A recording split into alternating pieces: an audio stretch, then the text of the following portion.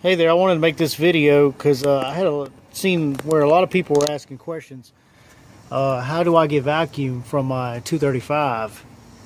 And this is 235 out of a 62 Impala. And I added this power front disc brake swap a few weeks back.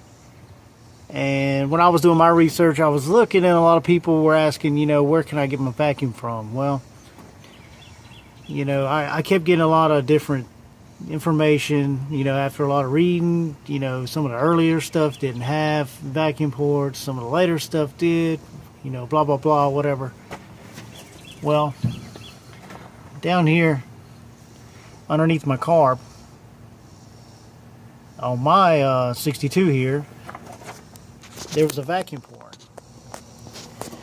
And you had this fitting right here that I'm pointing at, which is a line that goes down actually to your transmission, or at least to the transmission on this vehicle. And this is a 3/8 pipe fitting. So all I did was I went down to the local hose store and I bought a 3/8 T junction. It's got a male 3/8 here and two females.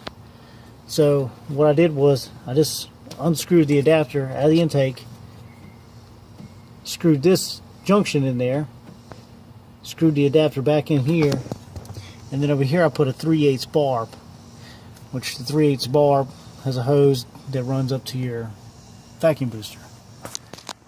So it's a pretty simple setup if you have this port down here.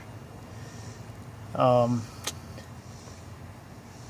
not even going to get into the disc brake swap because there was, there's a lot of issues there with clearance, and I had to move this oil canister and everything. But yeah, everything